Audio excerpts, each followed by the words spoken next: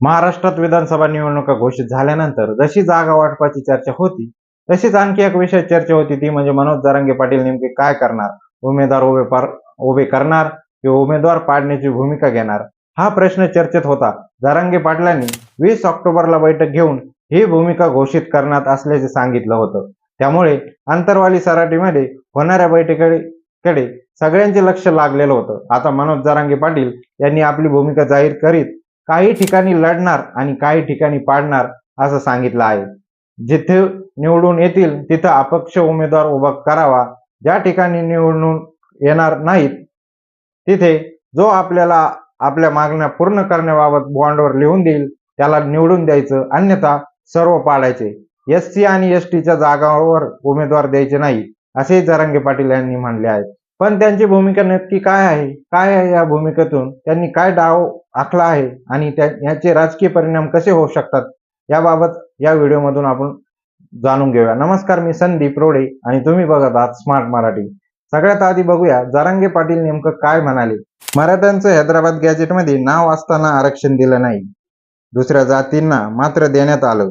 आंदोलन न करता मराठा कुणबी एक आहे. मराठ्यांना ओबीसी मधून आरक्षण द्या, सगळे सोयऱ्यांचा आदेश द्या, शिंदे समितीला मुदतवाढ द्या. शेतकऱ्यांना कर्जमाफी दिली नाही, हमीभाव दिला नाही, अनुदान दिलं नाही, वीज माफी दिली नाही, पण 1500 रुपये लाडक्या बहिणीला दिली.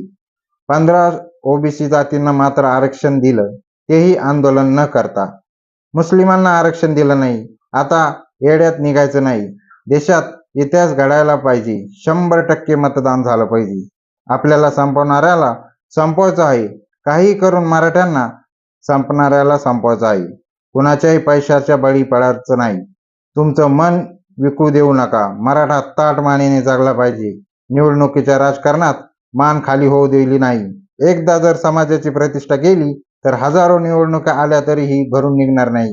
समाजाचं पावित्र्य जपा, काही करा, पण समाज हरू देऊ नका, असे जरांगे पाटील म्हणाले. यानंतर जरांगे पाटील यांनी उमेदवार उभा करायचे आहे असं ज्यांना वाटतं आणि ज्यांना उमेदवार पाडायचे आहे असं ज्यांना वाटतं त्यांनी हात वर करा असं सांगितलं. त्यानंतर ते म्हणाले, मी तुम्हाला एक गोष्ट सांगतो, ही गोष्ट समाजासाठी चांगली आहे. माझी निवडणुकीकडे जाण्याची इच्छा नाही. आपण राजकारणात राहू नये, माझं हे मत आहे. जर समजा उभा करायचा ठरले तर माझे काही प्रश्न आहेत. माझ्या समाजाचा लढा या नादात बंद झाला नाही पाहिजे. जर समाज खचला तर फार अवघड होईल. महायुती आणि महाविकास आघाडी सख्खे मावस भाऊ आहेत. उभा राहणारे आणि पडणारे सख्खे मावस भाऊ आहेत. उभं करण्याचे तोटे सांगतो. आपण सीट उभे केले तर भाजपवाले खुश होतील आणि आपण नाही उभं केले तर महाविकास आघाडीवाले खुश होतील. पण दोघं आपल्याला आरक्षण देणार नाही. समजून घ्या, आपल्यावर जळणारे मोठे समाज आहेत. प्रत्येक मतदारसंघात 1 लाख मतदान आहे. पराभव झाल्यास माझ्या समाजाचं काय याचे उत्तर समाजाकडून पाहिजे. समाज डोळ्यासमोर धरा, पक्षाचे बोलू नका. आंदोलन उघडं पडणार नाही याचे मला शब्द द्या. मी 30 ते 40 दिवस राजकारणात आहे. कारण जर काही यश अपयश आलं तर तुमच्या चरणी नतमस्तक होऊन सांगतो, तुम्हाला समाजापुढे उघडत पडून देणार नाही. दोन्हीकडे लोक माझे मायबाप आहे. आंदोलन उघडं पडल्यास माझी जात संपेल. त्यानंतर त्यांनी उमेदवार उभे करण्याबद्दलची भूमिका मांडली. जिथं निवडून येतील तिथं उभा करावा. दुसरं, एससी आणि एसटीच्या जागा आहेत तिथे उमेदवार द्यायचे नाहीत. जो आपल्या विचाराची सहमत आहे त्यांना निवडून द्यायचे. तिसरं, जिथे आपले निवडून येत नाही, जो 500 रुपयाचा बॉन्डवर लिहून देईल तुमच्या विचाराशी सहमत आहे त्याला निवडून द्यायचं. आपण डिक्लेअर केलेले नाहीत, आपण फॉर्म भरून द्यायचे. कुठं मराठ्याची ताकद आहे, कुठं दलित मुस्लिम समीकरण जुळून येऊ शकते ते पाहतो. एका जातीवर सीट निवडून येत नाही. मी समीकरण जुळवतो आणि नाही जुळलं तर अवघड आहे. नुसती घोषणा केली तर अवघड होईल. फॉर्म काढा म्हणलं की काढायचा. कोणत्या मतदारसंघात सीट निघू शकते इतक्या मतदारसंघात पाडायचं आणि निवडून आणायचं. संमिश्र ठेवायचं. कारण कोणीकडून विजय झाला तर पाहायचं पुढील 4 दिवसात आपल्याला पाहायचं आहे. निवडून आणू, पाडू, पण फॉर्म काढ म्हणलं की काढायचा आणि एखाद्याने ऐकलं नाही तर मी अंग काढून घेणार. 36 मतदारसंघात 1 लाखाच्या वर मराठा समाजाचे मतदान आहे. मी बाण कसा मारला म्हणून वेळोवेळी सूचना त्यांनी दिली. समीकरण जुळलं नाही तर काढून घे म्हणेल. आपल्याला मराठ्यांना संपवणाऱ्याला संपवायचं आहे. मेरिट ठरवून निवडून आणू, तिन्ही बाजूनी चालू, असे जरांगे पाटील म्हणाले. आता जरांगे पाटील लढणार की पाडणार अशी चर्चा असताना त्यांनी काही ठिकाणी लढू आणि काही ठिकाणी पाडू अशी भूमिका घेतल्याने त्यातून जरांगे पाटील नेमके कोणते डाव टाकतात याबद्दल चर्चा होत आहे. या निर्णयामागचा पहिला डाव असू शकतो तो म्हणजे मराठा समाजाची ताकद दाखवून देणं. जरांगे पाटलांनी आपल्या भाषणात 36 ठिकाणी मराठा उमेदवार निवडून येण्याची ताकद असल्याचे बोलून दाखवलं. यातून स्पष्ट होणारी बाब म्हणजे किमान 36 ठिकाणी जरांगे पाटील आपले उमेदवार देऊ शकतात.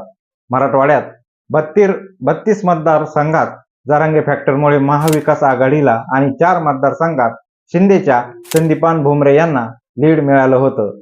या दोघांचं बेरीज केली तर 36 होते. म्हणजे मराठवाड्यातल्या 36 ठिकाणी आपले उमेदवार उभे करून जरांगे पाटील आपली ताकद दाखवून देऊ शकतात असे बोलले जाते. यामुळेच त्यांनी आपल्या भाषणात जिथं आपली ताकद आहे तिथे उमेदवार उभे करण्याची घोषणा केली आहे.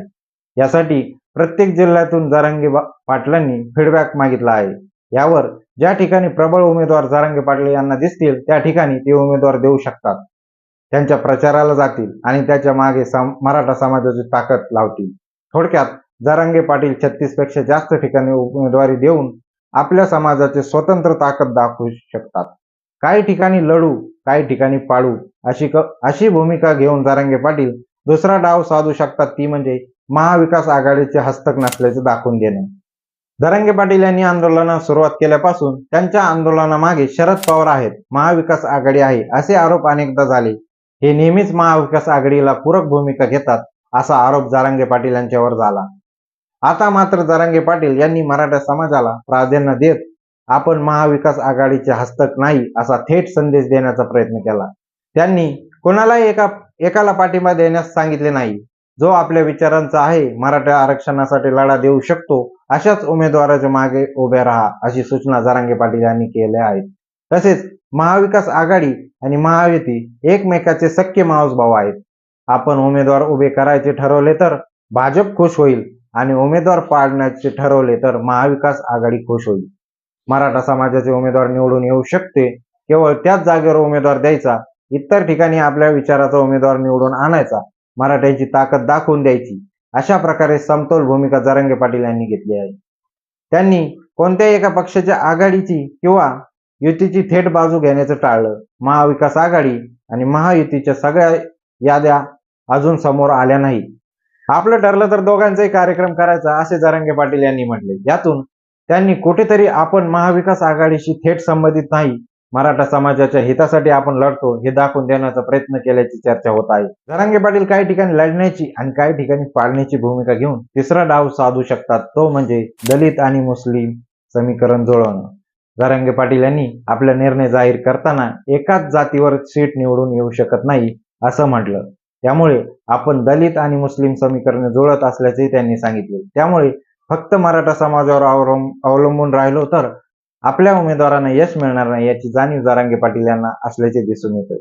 आता मराठा समाज हा महायुतीच्या विरोधात असल्याचं लोकसभेच्या निकालावेळी दिसून आलं. त्यामुळे भाजप आणि महायुतीकडून ओबीसी मताचं ध्रुवीकरण करण्यासाठी प्रयत्न सुरू आहे. त्यामुळे फक्त मराठा समाजावर अवलंबून राहिलो तर अख्खा ओबीसी समाज विरोधात गेल्याने विजयाचे गणित बिघडू शकतं, हे जरांगे पाटील यांना माहीत आहे. त्यामुळेच त्यांनी SC आणि ST राखीव जागावर कोणाचाही उमेदवार असला तरी त्यांच्या विरोधात उमेदवार न देण्याची भूमिका घेतली आहे. त्यामुळं जिथे जरांगे पाटील यांचे उमेदवार उभे करायचे असतील तिथे दलित मतांची जुळवणी करण्याचा प्रयत्न जरांगे पाटील यांच्या प्रयत्नातून असल्याचे सांगितले जात आहे. तसेच त्यांनी मुस्लिम समाजाला आपल्या बाजूने वळवण्यासाठी प्रयत्न सुरू केले आहेत. शनिवारी त्यांनी छत्रपती संभाजीनगरमध्ये मुस्लिम धर्मगुरू सज्जाद नोमानी यांची भेट घेतली. त्यावेळी या दोघांमध्ये तब्बल 2 तास चर्चा झाली. आता नोमानी यांचं मुस्लिम समाजात वजन असल्यामुळे जरांगे पाटील यांच्याकडून पाठिंबा मिळवण्याची खेळी खेळत असल्याचे बोलले जात आहे. थोडक्यात जातीय ध्रुवीकरणाला धार्मिक एकतेतून शह देण्याचा प्रयत्न असल्याचे सांगितले जात आहे. मराठा फॅक्टरला दलित आणि मुस्लिम समाजाची साथ मिळाल्याने लोकसभेत दिसून आलं. त्यामुळेच मुस्लिम आणि दलित समाजाला आपल्या बाजूने उभा करण्याचा जरांगे पाटील यांचा प्रयत्न आहे. आता जरांगे पाटील कसे निर्णय घेतात हे पाहणं महत्त्वाचं ठरणार आहे. दुसरीकडे काही ठिकाणी उमेदवार पाडण्याचा निर्णय देखील फक्त भाजपच्याच उमेदवाराच्या बाबतीत आहे की शिंदे आणि अजित पवार यांचे उमेदवार देखील यात आहे. या घडामोडीबद्दल तुम्हाला काय वाटतं याबद्दल कमेंट करून नक्की कळवा आणि आमच्या अशाच माहितीपूर्ण व्हिडिओज पाहण्यासाठी चॅनलला सबस्क्राईब करायला विसरू नका. धन्यवाद.